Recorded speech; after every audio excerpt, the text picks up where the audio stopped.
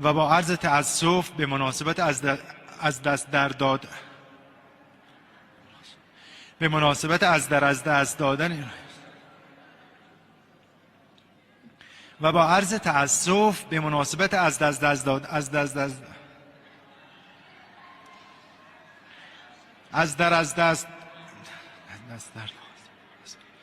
عذر میخوام، بنده موقع بالا اومدن از پله پام به پله گیر کرده، مقدار هول شدم، عذر بنده رو بپذیر. و با عرض تأسف به مناسبت از دست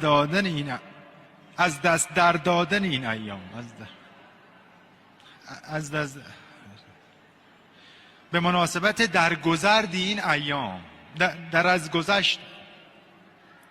به مناسبت از دست در، و با عرض تعفس به مناسبت یک کلیپی از بنده منتشر